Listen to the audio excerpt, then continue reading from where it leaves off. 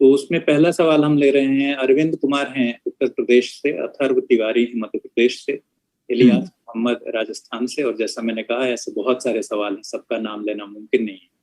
सवाल है सर कि सिविल सेवा परीक्षा की तैयारी किस उम्र में शुरू कर देनी चाहिए? देखिए, सिविल सेवा की तैयारी शुरू करने के भी कई लेवल्स होते हैं। सिविल सेवा की तैयारी का एक हिस्सा है कि आप पढ़ाई कब शुरू कर दें सिविल सेवाओं के लिए, यानी कि सिलेबस की तैयारी कब शुरू कर दें, वो तो पढ़ाई की बात हुई। लेकिन पढ़ाई की शुरुआत करने से पहले एक लेवल और भी है, ये 2 लेवल्स और भी हैं। एक लेवल है कि सिविल सेवा परीक्षा की तैयारी के लिए अपने मन को मजबूत बनाना कब से शुरू कर देना चाहिए, क्योंकि मन की मजबूती बहुत जरूरी है इस परीक्षा में। ये 2 दिन 4 दिन की तैयारी नहीं है, इस तैयारी में आपको लगते हैं लगभग 1 साल, 1.5 साल, 2 साल, कभी कभी 3 साल भी, और वो भी ऐसा टाइम जिसमें आपको बहुत ज्यादा पढ़ना पड़ता है। मतलब कभी कभी 10 घंटे, 12 घंटे।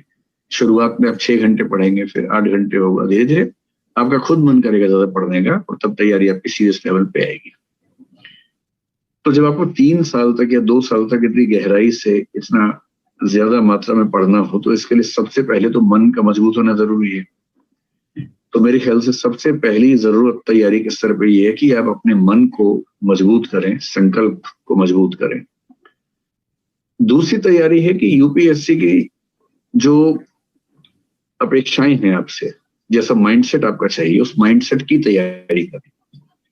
उस माइंडसेट में कुछ थिंकिंग स्किल्स हैं कि आपको सोचना कैसे चाहिए किसी भी मुद्दे पे। तो 360 डिग्री थिंकिंग जिसको बोलते हैं, कि हर पक्ष के, यानी हर मुद्दे के पक्ष में, विपक्ष में उसकी उपयोगिता क्या है, उसके नुकसान क्या है, हर पहलू पर सोचने का अभ्यास होना चाहिए। जैसे सिंपल सा एग्जांपल ये कि मान लीजिए आपके पास व्हाट्सएप पे कोई मैसेज आया किसी जाति के खिलाफ, धर्म के खिलाफ, देश के खिलाफ, और उसमें कुछ नकली तथ्य पेश किए गए हैं।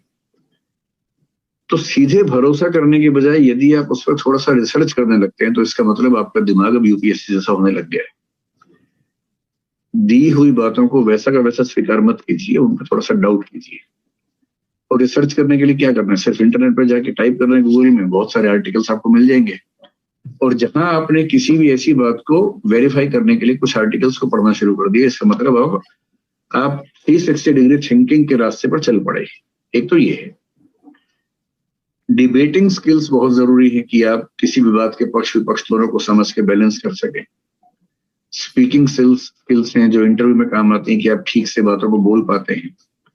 राइटिंग स्किल्स बहुत जरूरी है कि आप किसी बहुत बड़ी बात को जो 1000 शब्दों में है, उसको आप 100 शब्दों में ब्रीफ कर पा रहे हैं, या किसी बहुत छोटे से विषय पर जो जिसका कोई सिर पैर समझ में नहीं आता है, उस पर आप 1000-1200 शब्दों का निबंध लिख पा रहे हैं। यूपीएससी में ऐसे निबंध आते हैं जो कई बार समझ ही नहीं आता कि वो क्या पूछना चाह रहे हैं, लेकिन उस पर 1200 शब्द आपको लिखने होते हैं। तो मेरा कहना यह है कि वैसे तो अगर आप एक अच्छे स्टूडेंट रहे हैं और 20-21 की उम्र में शुरू करते हैं या 22-23 में शुरू करते हैं, तो भी कोई दिक्कत नहीं। लेकिन यदि आप सिविल सेवाओं को लेकर शुरू से सीरियस हैं और आप एज अर्ली एज पॉसिबल उसमें सिलेक्ट होना चाह रहे हैं, क्योंकि जितना जल्दी सिलेक्ट होंगे सीनियोरिटी उतनी ज्यादा मिलेगी, और इस सर्विस का असली मजा कलेक्टर होने में नहीं है, इस सर्विस का असली मजा सेक्रेटरी होने में है। और सेक्रेटरी होने का मतलब लगभग 30-31 साल की सर्विस के बाद आप सेक्रेटरी बनते हैं।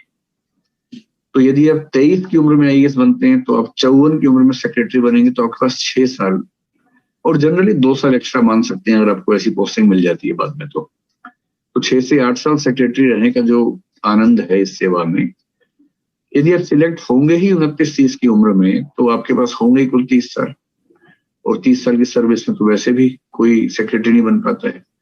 तो आप जॉइंट सेक्रेटरी बन के, एडिशनल सेक्रेटरी बन के रिटायर हो जाएंगे सेंटर में।